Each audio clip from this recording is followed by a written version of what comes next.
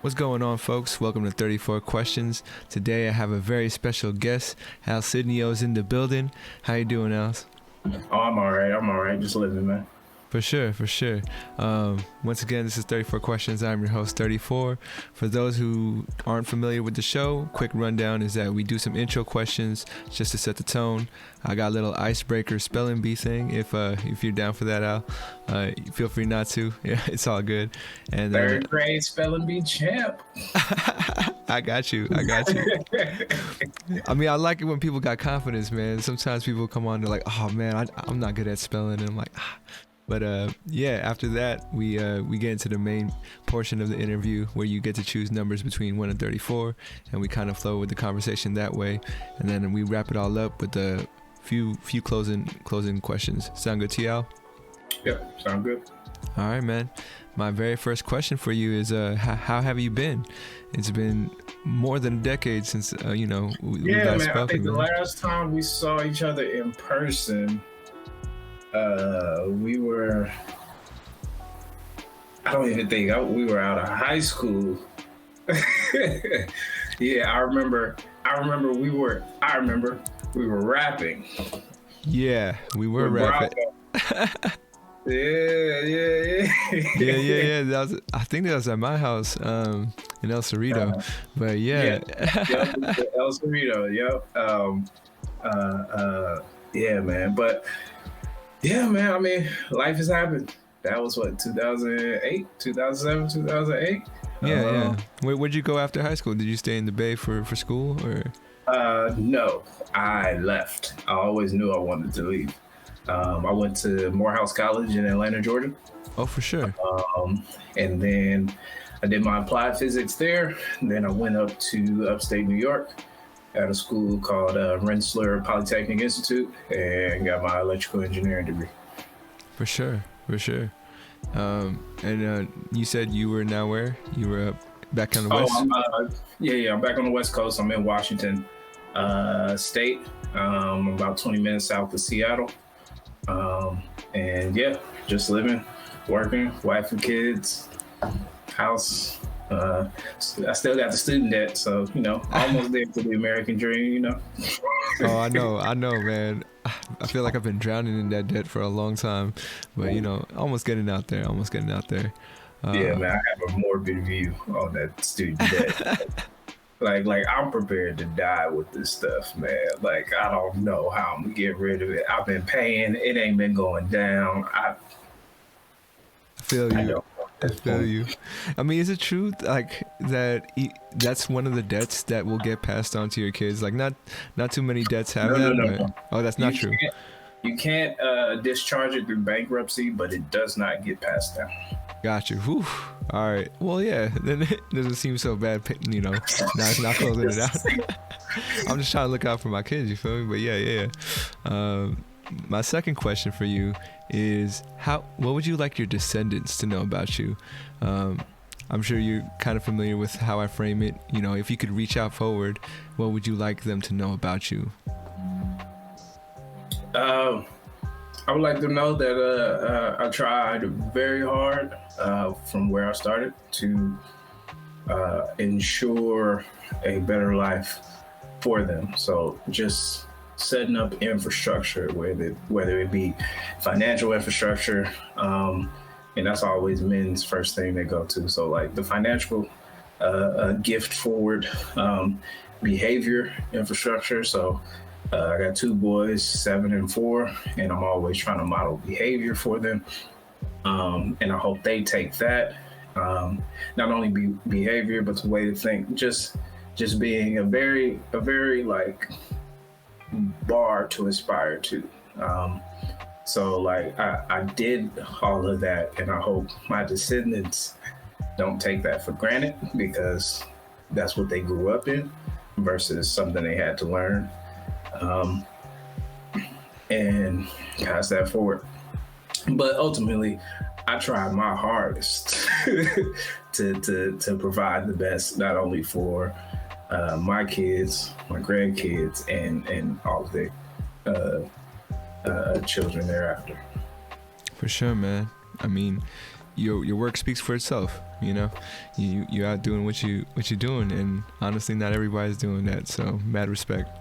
Appreciate it. And my third question for you is, how would you like to be honored? If I was gonna tell myself, you know, today I want to honor Alsidneio, how could I do that for you?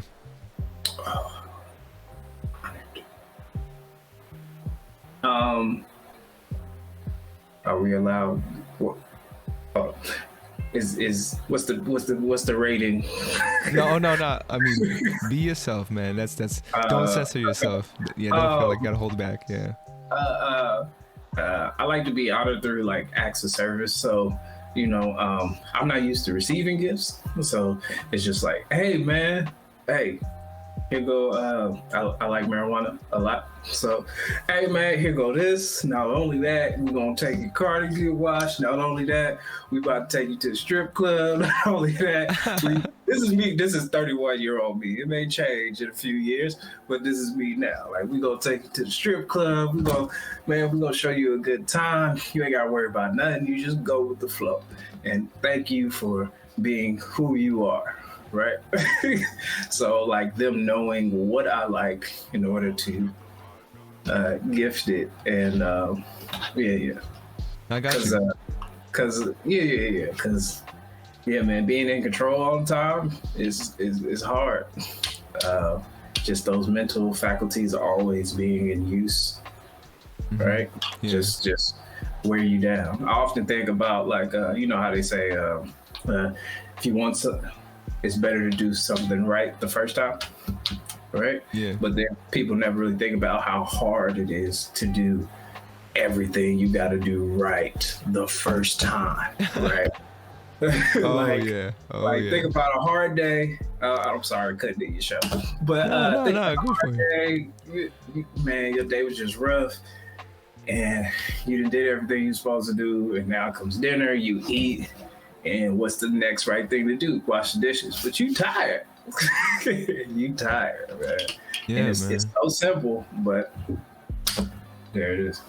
I mean, that's a trip.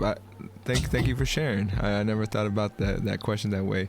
Or just, you know, how taxing it can be, you know, to keep that, to be in control, you know, to be able to see things and, you know, try to make it follow a plan or a routine that you have. Just the follow through. Yeah, the follow fucking through for sure. All right, man. My last question for the intros is, how well do you know yourself? And if it's hard to put into words, you could do a scale from 1 to 10. I know myself pretty well. I know what I like. I know what I don't like. I know characteristics I like. Spend a lot of quiet time with myself. Just thinking through stuff. I mean, I even do it now. Sometimes I'll drive around with no radio on, just letting the thoughts flow. So, yeah, I know myself pretty well.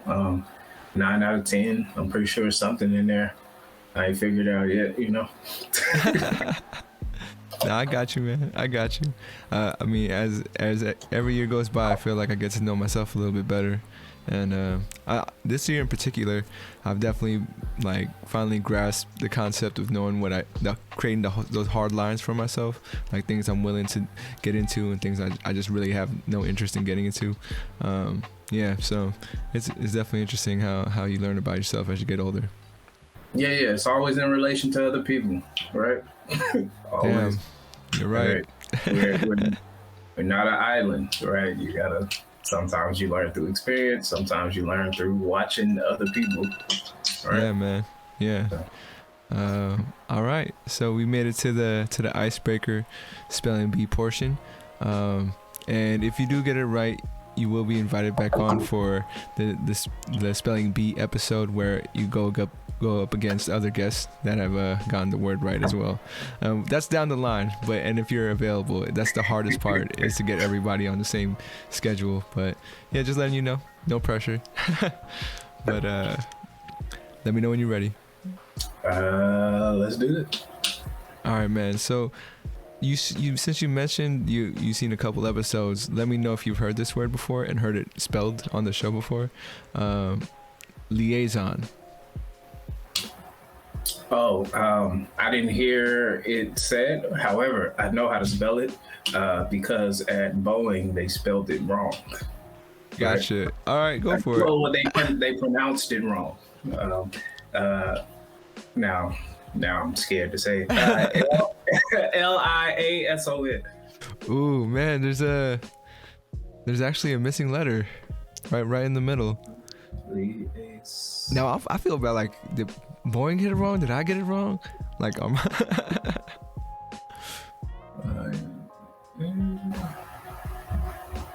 only thing I can think of is two S's. Oh man, it's Liaison.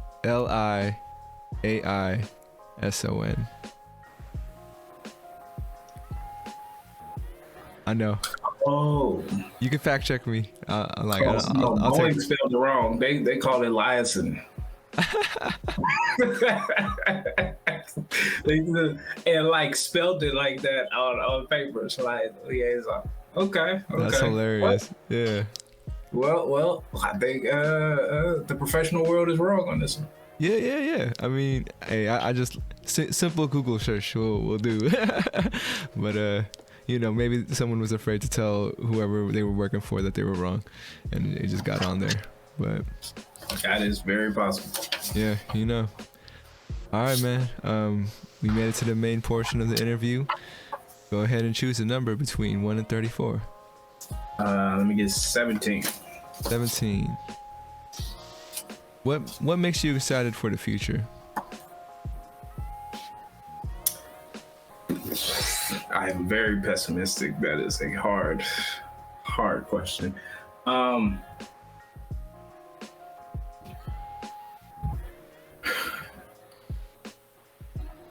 What makes me excited for the future? Building that foundation I was talking about earlier for people after me.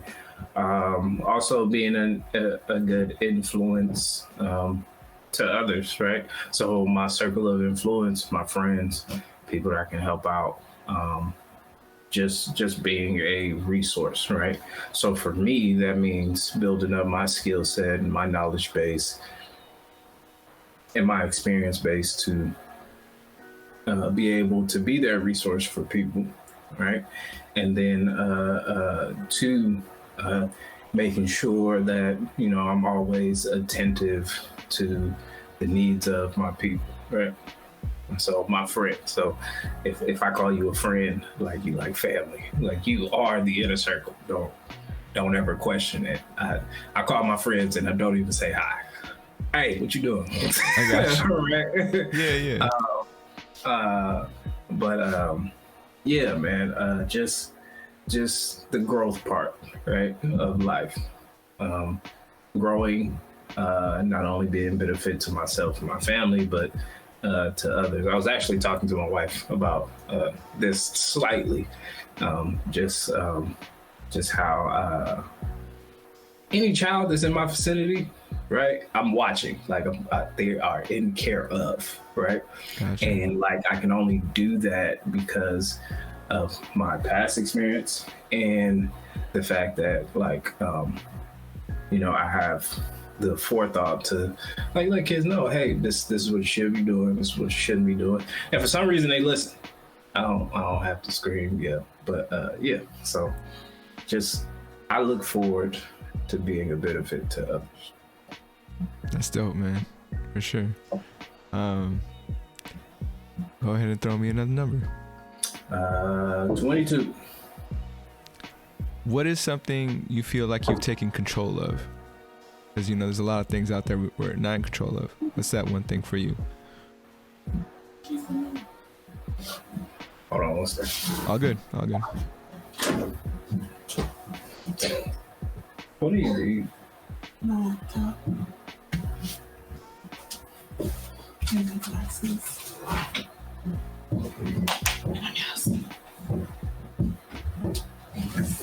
Sorry about that, Jan. Hey, no, you good, man. I'll take care of it later in post. All right. What's the question again? Yeah. The question was, what is one thing that you've taken control of? You know, there's a lot of things out there in the world we don't have any control on. What's that one thing for you? Um, Things that I don't have control of, right? So at about 17, No, and like one outward expression of that is how people think of me, how people perceive of me, right? And like there's two sides to that. It's like, what do you present, and then how people take that in and what it means to them, right?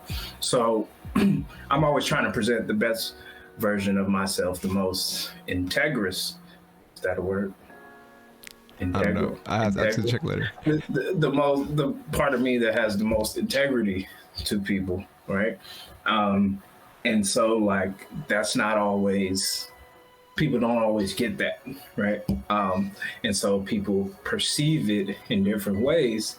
And then like I've had issues with people even in the workspace. Well, I didn't like how you said that, or what did you mean by that? And like to me, it's always plain Jane. Like you asked me a question, I gave you the answer. The answer was just that. There was nothing behind it, right?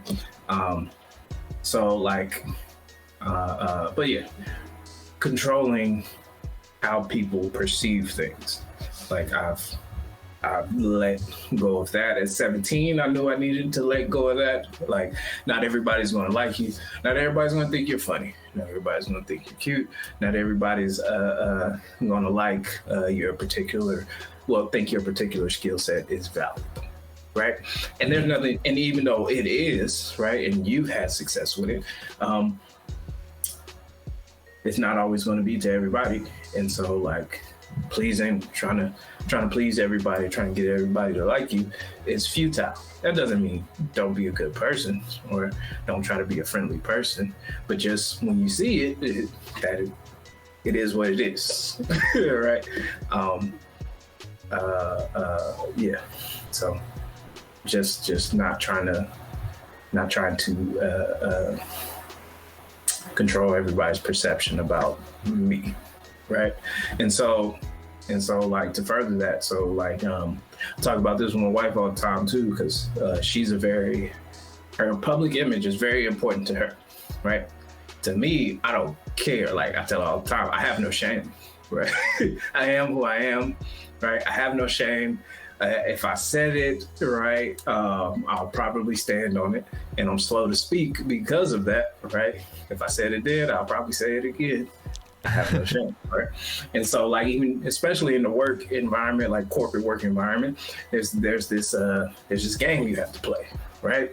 Trying to get people to like you, so you get noticed, so you get promotions, so you know you can have a good environment for yourself. But at certain points, like people will use that against you, and either pile more work onto you, try to make because you're trying to appease, you take on that work. Or take on work that's not yours, take on responsibility when things go bad that's not yours, because it's just like, well, I can resolve it, or I was kind of involved, and it's just like, no. Like, they think it's your fault, but you weren't in charge of that, right? You can't take that, right? Take what's yours and keep it moving. And not everybody's going to like you. And to her, that hurts her soul. But to me, it's just like, it's part of the game. It is. I mean, it sounds like you're talking from first-hand experience, because I know I've seen those office politics as well, and you know, just how people try to navigate that game. Is there a fair way to, like, I don't know, promote people? And because if you don't know somebody, it's hard to trust them, right? And it's hard to trust them with the promotion. But then, like, if you know there's somebody else that, you know, maybe is at the same level at work or whatever, but you just don't know them as much, and that's when that interpersonal relationship is an advantage for somebody, you know, to get that leg up. Is how should one approach that kind of situation, you know? Like, well, the game is there to be played, so play it, right? But also play to win. You see what I'm saying? So you do the office politics because you're in the office environment. Like, you signed up for the game to be played, right? So for me, right? So one clear example, for me, which kind of goes against office politics, is like I have no problem with telling somebody no, right? And like that'll be the only response, right? Like if somebody says, "Hey, do you think you can do this?" No. Right? Because I don't, not a, no, well, maybe I can. Well, if you give me some time to look at it, no, I assess what I need and well, what I can do, my time here. And if I can do it, I'll say yes. Otherwise, it's a flat out no, right? But that takes people back, because like they're used to the game. Well, let me see a cooperative environment. No, I'm cooperating with you. I'm just letting you know clearly what my intentions are, so you can go find somebody else who can. Right. One thing with me is expectations are everything. Right. If you set an expectation, good or bad, like you got to deliver on that. And if you don't deliver on that, no matter the situation, it's bad. But yeah, play the game. Right. And when you need to like show your best, you show your best. And in terms of from a supervisory role, if I need to hire somebody, well, promote somebody, yes, you'll never get rid of the bias. If you like somebody, they'll always seem a little bit better. But you kind of go back to the business needs, all right? What are their outputs? What are their pain points, right? You got to construct a high profile. And hopefully what'll happen is your work will outshine any like little small personal flaws, right? So for me, that's been the case. So my curtness, like in that example, has a lot of times worked to my benefit, because it's just like, well, if you go to Al, he's going to tell you what he can do and what he can't do, right? And people like that. I can assess you immediately on the spot, versus sometimes they come through, sometimes they don't. But I really like their stories at the water cooler, right? Yeah. Right? Yeah, it's a case-by-case basis, but hopefully in a corporate environment, if I'm promoting somebody, their work and their delivery is really what I'm looking at. And if they're about neck and neck, then of course I'm gonna pick the person I like. I got you. Yeah, man, you brought up saying no at the workplace. That is something I'm working on, and I think, I just said my first big no recently. So feel good, don't it? It does, man. No. when it came down like to work, I'm stuck in that mentality of like, oh, I gotta try to do everything, show them I can do everything. But yeah, it's never like turned out what good for me. So to this look, man, this is my philosophy when it comes to work, right? Okay. There's always more. There's, no matter how much you get done, there's always more. There is no finish line, right? There may be a finish line for this project, for this deliverable. As soon as you do that, like, you don't get a day off, right? You don't get a few hours to, like, half a day off to kick it, to celebrate, drink a beer, whatever you do. Like, to celebrate, I just finished that big piece of work.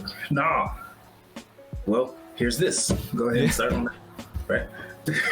Right? Yeah. So do your Super 8, right? Go in, know what you can do, set up your work, be a great employee, but don't be afraid to say no, because there's always more.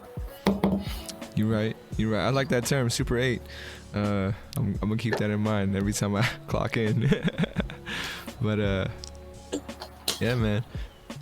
Thank you for dropping that nugget of knowledge, man. I appreciate that. Go ahead and shoot me another number. 13. What's one thing on your bucket list? Skydiving. Yeah, same here, man. Skydiving. I want to be scared out of my mind, man. Like, it is purely adrenaline reasons. Like, I always wanted to try it. No, man, I know. Like, just them roller coaster drops. Like, free falls? Are you out of your mind? Like, yeah, man. I just want to say I did it. I hope I don't get addicted. I'm an adrenaline junkie, right? But yeah, skydiving, plain and simple. No. And the little iFlies don't do it, man. No, the iFly. You've done the iFly? I haven't done that yet. Yeah, man, they don't do it, man. There's not that free fall, and they got the safety measure. Nah, man, I need that feeling in the pit of my stomach. Ooh, yeah, them butterflies. Yeah. Yeah, man. I feel you on getting whole addicted thing to it, because I know that I want to do it one time at least by myself. But regulations and all that stuff, you gotta like do it 10 times at least, or how many hours you gotta put into it before you can like fly by yourself. But man, yeah, like, and it's an expensive hobby. I can't just go and take the time to fucking skydive every weekend. But that's on my bucket list as well too. Yeah, man. Okay, let's go with let's start at the top. Number one. What can you not imagine living without?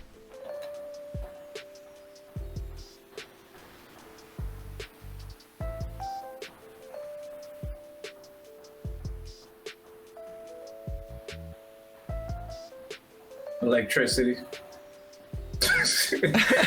So look, hey man, yeah, I texted you today. My power went out today. I was just like, man, I am very, very first world country, and I'm not like I need electricity. I need it for my lights. I need it for my refrigeration. I need it for my alarm systems. I needed.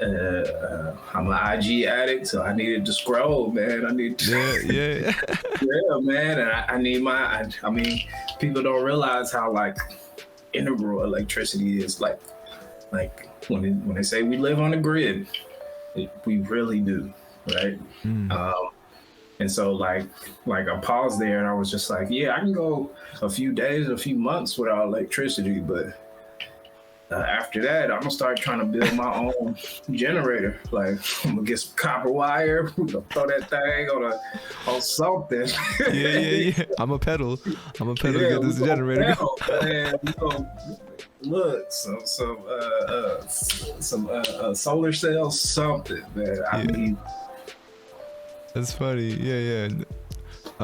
Well, to follow up to that, what's been your favorite invention?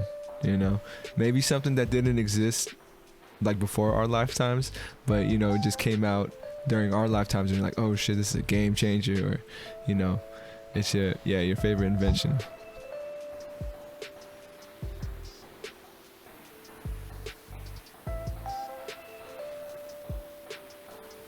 all right, so I do a lot of like DIY projects, and this was here before our lifetime, but in doing like large scale projects, the nail gun.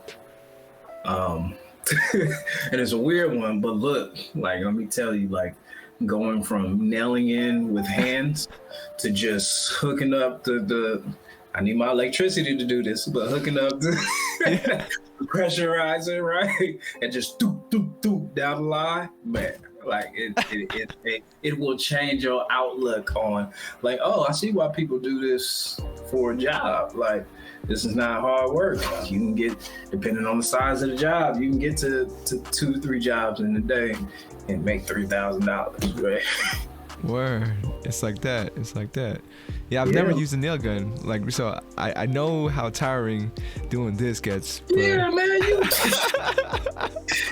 Right. Look, man, my back in '98, right? So I was in Louisiana, and my dad used to reshingle roofs, and it was real weird because it's like he's doing it in the middle of the summer in Louisiana.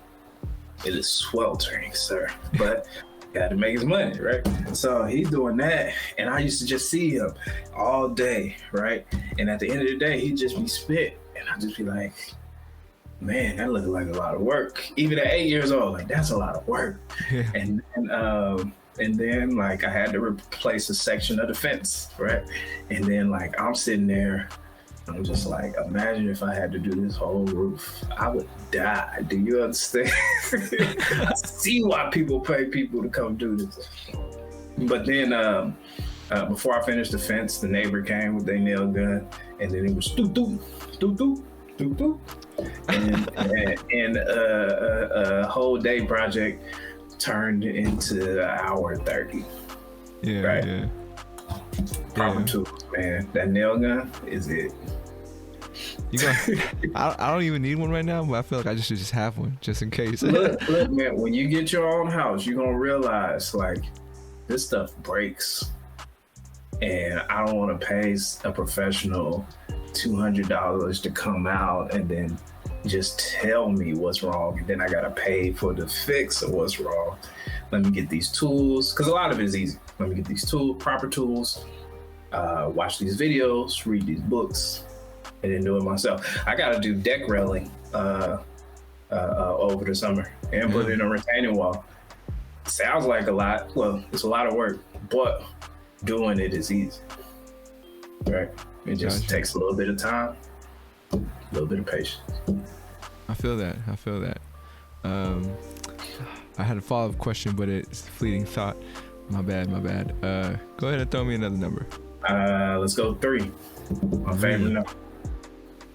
How could you be kinder to yourself? I could talk to myself nicer in my head. I'll be, yeah, man. You say yourself is your harshest critic, and yeah, man, I'll be talking to myself all kinds of crazy stuff I would never say out loud I feel that. to other people or any way, shape, or form. But for me, I know that's particularly hard because as a high performer, right, you have high expectations of yourself and what you want to achieve. And then like the conundrum comes in when like you're achieving in all these other places, right? But you can't get it right in this one place. And you're just like, man, what's wrong with you, dog? You all right? You good? And then I grew up with a grandfather that grew up, 1940s. So he was in the 1950s, he was 14, right? And so like they ain't talk to themselves that nicely either. So I kind of picked up on that. Yeah, that would be the one thing. Talk nicer to myself, motivate myself in a more positive way. I got you. Yeah, man. Well, Go ahead. no. You seem like you finished. I was gonna pick another number. Well, I was just gonna ask as a follow-up to that question, if someone was having a hard time talking kinder to themselves, what would be like a piece of advice you would give them to maybe accomplish that? And this is something I say to myself as well, right? So remember your greatness, right? So remember the things. Every once in a while, you get so bogged down in the things you haven't done, not necessarily comparing yourself to others, but just stuff that you want to do that for some reason just hasn't happened, right? And you just like, okay, why? And then you go down that rabbit hole. But then take a step back, remember your greatness. Man, you did this, right? A, B, C, D, E, F, G, down the list. Like you've done great things. Like your story is good, right? You're in a rut right now. Take the time to figure out why. But remember that you've been great before and you will be great again. Just figure it out, right? I got you. Go ahead and throw me another number, man. Where was that? 33. Let's double it up on 3s. So nature versus nurture, how much of yourself would you say is each, Most of me is nurture because I had to undo programming, right? So yeah, man, it's been a spiritual journey, and it's always been there, but it really got activated in 2015. So grew up Christian, all right. Well, that's like an entry point, but yeah, grew up Christian, so spiritually, and grew up Christian, right? And like I'm analytical, so like I'm reading the book not to get the Bible to get inspiration, but I'm reading it as a book. Like, okay, what is this telling me, right? Is it consistent, right? And then like there was a point where I realized these are not particularly true stories, but they are useful stories, right? It's like fables. This is a book of fables, right? There's a lesson in each one of these stories, right? So then like that pinged off in my head, I want to say around 2011, and then I started reading it as such, right? Helped everything, right? Put me in a whole different mind frame. Really did that. And then from there,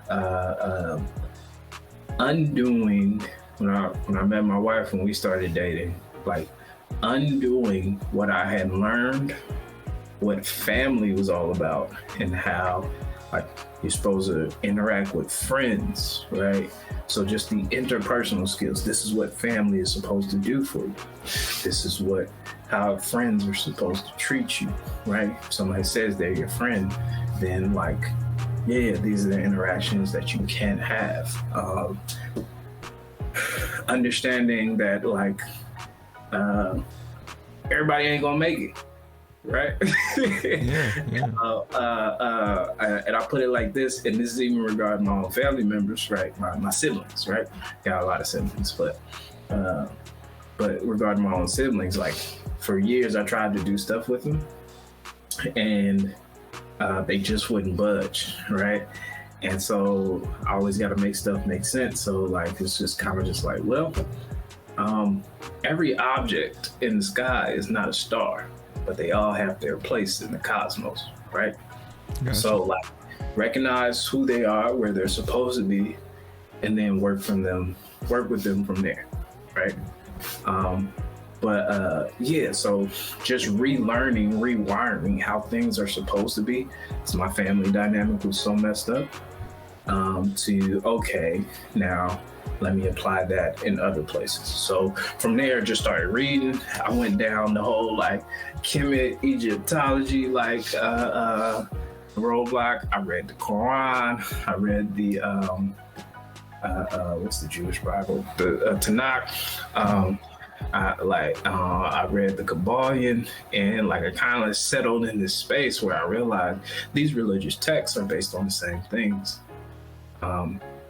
You just apply them differently, right? So these are roadmaps. So much of me is just reforming what I had learned and trying to put the best combination together so that I can be a better resource to other people, so that I can leave something for my descendants. And it's all like rooted in that. So like, even if I come in contact, if I'm reading something that I don't necessarily agree with, like I tell myself, keep reading. Like you have to keep reading, right? I don't like that. And most people just say, push that away. Oh, they crazy. They don't know what they're talking about. And they push it away. No, I tell myself, keep reading. Read the whole thing. Even if they're attacking your demographic specifically, read the whole thing so you can understand their whole argument and like pick it apart, see what's true and pick it apart where it needs to be picked apart, right? Yeah. So a lot of me is nurture, self-nurture, or and I pick up a lot of things just through watching, right? Like just looking at people. I had people tell me I have an intense stare, right? Like in conversations, like, so when I'm talking to people, I'm listening, I'm actively listening. And one woman told me, she was just like, I don't know, to be creeped out or like to appreciate what's happening here. And I was just like, what are you talking about? It's just like, you're like really looking at me. And I'm just like, I'm engaged in conversation. What are you talking about? Right, like I'm trying to vibe here. Like, a lot of it for me is nurture. Sure, man. Thank you for opening up. And yeah, I mean that's a new gift, that's a new talent, just to be able to stay engaged in conversation, right? I feel like I catch myself looking to the side or looking away, but when I am like completely locked in, then I have gotten people tell me like, why are you staring so hard? And I'm like, oh, I'm not supposed to be, like, but Oh, my bad. Let me. yeah let me. Does this make you more comfortable? Nah, man. And hopefully, kids these days, they'll be able to, realize what's happening and keep that gift alive before it's too late. Yeah, man, you just gotta tell them. You gotta, even if they don't want to hear it. Like people cannot stop listening, right? They can ignore what you tell them, right? Yeah.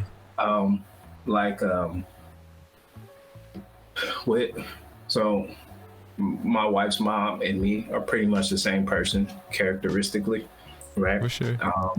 And like her mom didn't want to like me, but I knew from the first visit, I was like, we good, cuz. Why you fronting, cuz? Like, we the same. I see you, you see me. We good. That's what's up. But like, part of her growing up was like forming a detachment from her mom, right? And like, we were together while she was going through that process, and she was just like, my mom won't listen to me. And I was just like, what do you mean she won't listen? Knowing myself, knowing she is me, right? Characteristically. Like, what do you mean she won't listen? She's just like, she'll ignore what I'm saying. And I was just like, just because she doesn't respond doesn't mean she doesn't hear you, right? So you the onus is on you to say what you need to say. Say the thing that needs to be said. Don't worry about the response, right?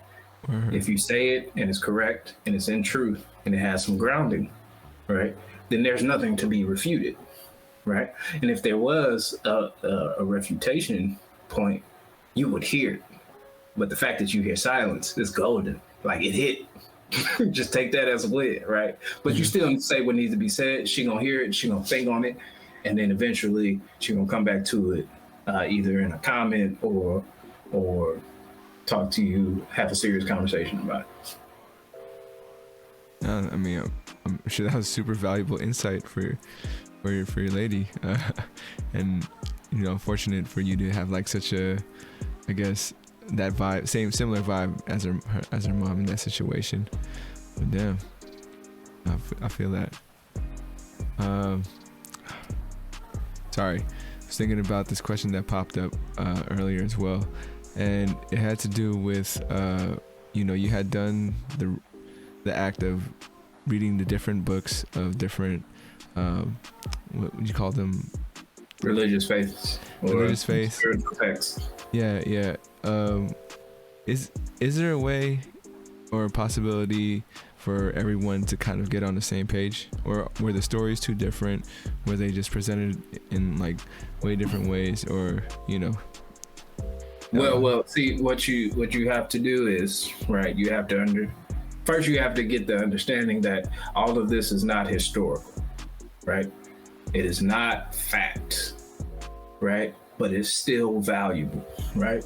So like, people get into the situation where if it's not real, it's not valuable, and I shouldn't listen to it, right?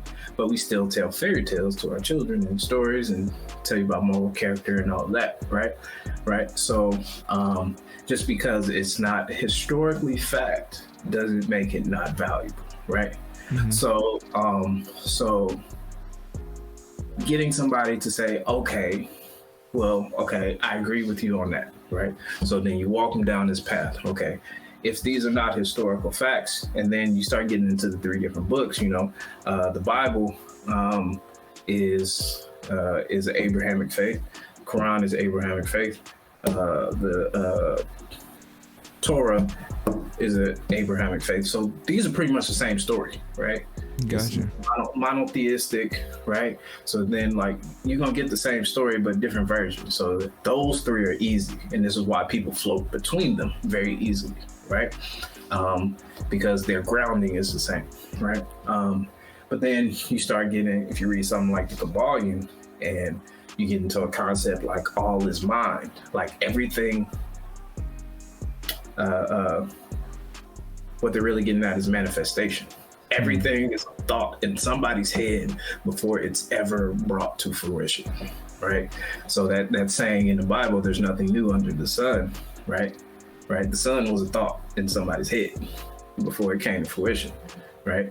Then all the technology we have, somebody said, what if we do this? Think about Steve Jobs and the iPod, right? He's like, I want to put music in people's pocket, right? If I ask them, right, how would they like to listen to their music? They're going to tell me to make a better CD player, right? Right. So from nothing to something, it all starts with a little thought. So having an open mind to read the other three, figure out what's going on, find the common thread, right? You have to find the commonalities. Like, I always have the question, right? And slight answer is like, hey, Jesus disappeared for 18 years. Was it 18? Yeah, he came back at 30. He left at 12. He disappeared for 18 years. Where did he go? What was he doing? What was he learning? How did he come back with all these powers? Because when he was 12, he ain't had these powers. Right? yeah, man. Right? What kind of super vegetable was he eating? Like, you know what I mean? So it's just like, okay. Well, I think he was in Egypt learning the utmost levels of spirituality, right? Wow. So that he can come back and do what he needs to do, fulfill his mission, right? But even the messianic story has been there even before the Bible, right? So you get into the text, you become a super nerd about the text, right? Become very analytical about what it's trying to tell you, not what are the lessons, not specifically what it tells you, right? What are the lessons I can take from this? Then from there, once you get on that train, okay, I'm taking the lessons from here, here, and here, right? Once you get the lessons, then it's just like, okay, I have the lessons. Now, how do I apply them? Right? Then it goes to trying to apply them. And what you'll find is that like some pieces fit more together. If I add these two, then that points to a bigger problem. Or well, not a bigger problem, a bigger solution, right? And then what you'll find is kind of just like, okay, let me get out of the text. I'm in real world application. And then like, if you're an avid reader or whatever your medium is, you'll start finding those things in other things, right? So let me give you an example. So when people talk about manifestation, right? So in science, there's a double slit experiment. Did you have to go through that? So the double slit experiment is, right, and pass an electron. Was it electron or photon? Can't remember. Anyway, they pass it through a single slit. They make it large enough for one single electron to go through. Okay. Right? Yeah. On the wall, like, so if you don't pay attention to the slit, on the wall, you'll get a wave pattern. Right? Okay. When you pay attention to the slit on the wall, you get a point. Right? So it's just like, okay, how does that relate to manifestation in your life? Right? So for me, with all the reading I've done in my experience, what I said was, okay, I can connect the two, because all that is if I really focus on what I'm, like when I think about what I want, there's multiplicities, right? You can get it this way, you can get that way, you got multiple routes. That's the wave on the wall, right? That's the wave pattern. It's showing you like there are many ways to do what you want to do, right? When you really hone in on what you want to do and how you want to get it, then the point on the other side of the wall becomes clear, and that's your path forward. That's my way. I'm going to get it. That's the way that I'm going to manifest it in my life, right? So the lesson from that is when you tell the universe what you want, be very specific. Be very specific, so you can get the specific way, specific route, right? And that that requires you to do visualization techniques where you just sit down, you close your eyes, you can keep your eyes open, you just think about, what do I want in my life in detail, right? But yeah, when you tell the universe what you want, be very specific. That's manifestation, speaking into existence, right? Yeah. Works without faith. Faith without works is dead, right? All the same stuff, different levels, same thing, right? Yeah. Specificity, right? So basically, become a nerd in the spiritual text, find the common thread, then try to apply those principles in real life into things that are not necessarily spirituality based, right? And you'll find things start to mesh up. And then if you really want to get into it, then you go to the history side of the game, and then you like, oh, okay, how did this come about? Who were the key players, right? Because specifically for Christianity, what you'll find is like Christianity in the Bible, the text itself was a political tool. And just like, well, people do that all the time. Yeah, I understand, right? It was real bloody back then over the Bible. But anyway, yeah. So just you go from the text to the common thread to the everyday application, and then hopefully everyone understands after that. But yeah, man. Yeah. That was a long ramble. I'm sorry, dog. No, don't be sorry, man. I like it when my guests, get into the stuff they know, the stuff they're passionate about. So thank you for dropping some more knowledge on me. It's enjoyable for me. I hope it is for you too. Let me think. Yep. Just a heads up, we have about 10 minutes left in the show. Thank you again.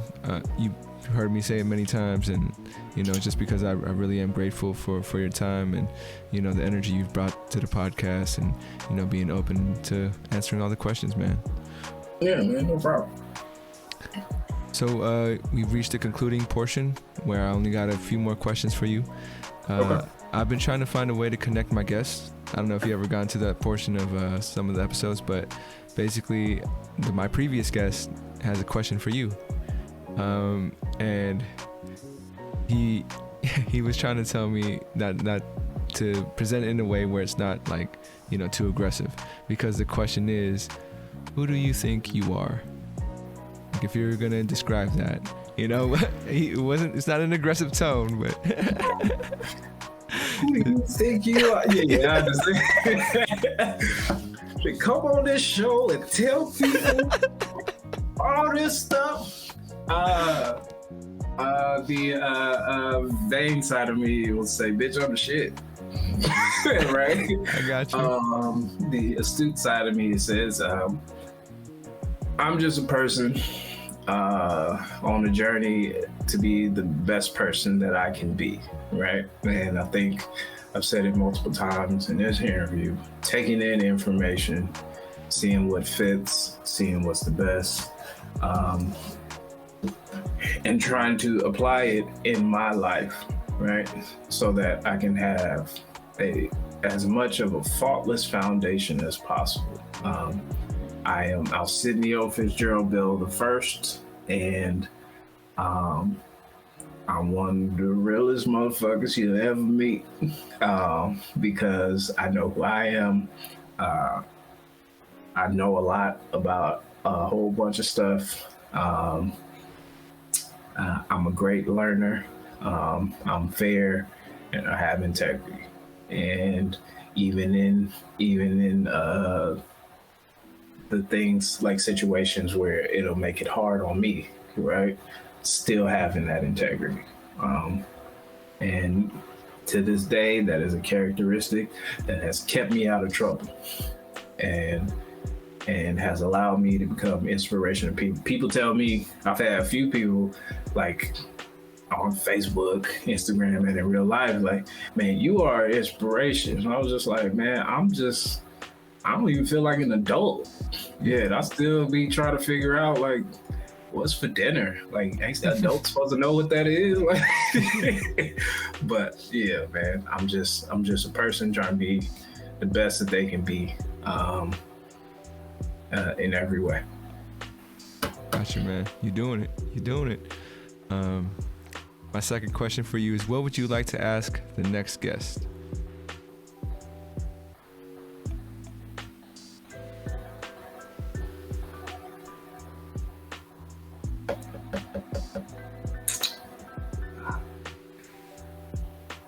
I don't know. I'm gonna think of something. No right? worries. You can get back to me. You can get back to me later. Yeah. Because what I generally do is like I have conversations like this. Like I set up environments to have conversations like this, and like, and there's never a sort of leading question, right?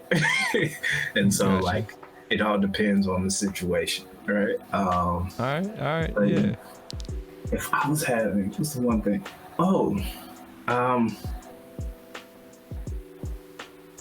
One thing I always like to know is like what is people, I generally ask like, what is your story? But more specifically, what has been the biggest hurdle you have either struggled with and are still getting past, right? I don't want to know what you got past. I want to know what you're struggling with, what comes back. Right. Yeah. Right? Got you. Because that lets me know, like, that gets me into the psychology of a person real deep without having to build a big profile. Right. Yeah. What do you struggle with? Either daily, monthly, yearly. Oh. Yeah. Yo, man, that's a really good one. I'm gonna have to add that to the list. But yeah. I don't want a happy ending. Don't give me a happy ending. Like at the end of it, I want to know, yeah, it's rough. And then it's just like, okay. Yeah, man. Yeah. Right. I'm with it. Thank you for that addition. And my final question for you is, what is the greatest lesson you've learned thus far in your life? Could be a lot, so don't overthink it. You could just go with the first one that seems the most important.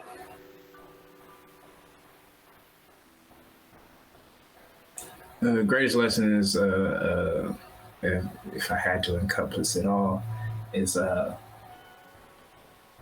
allowing yourself to be flexible and allowing others to be flexible, right? So life comes at you with a lot of changes. Change is normal, right? Change is constant, right? So give yourself the space that when change, whether it's a small change or a big change, comes in your life, giving yourself the space to adjust, knowing that there will be an adjustment period. And then at the same time, for other people, like giving them the time to adjust, because not everybody's going to adjust in the same way. But the biggest key is make the adjustment, right? Don't stand still. Make the adjustment. However much time you need, just let me see the progress. Let me know you're thinking about it. But allowing yourself and allowing others around you to make the adjustment in whatever life throws at them. No doubt. Yeah, I think you had mentioned way earlier in the podcast, you mentioned something about expectations, and yeah, that's one of the ways we got to be flexible, is because having those expectations, at least for me, has led to some disappointments, and remaining flexible lessens the chance for disappointments. That's how I've taken it. So yeah, man. Once again, thank you, Al. Thank you, everybody out there who checked out the episode. Much love. Thank you for your time, man. I know, you doing a lot. It sounds like you're doing a lot, and so thank you for. Yeah, I got some yard work to do, right? For sure, man. Yeah. Yeah, All right. I won't hold you too long.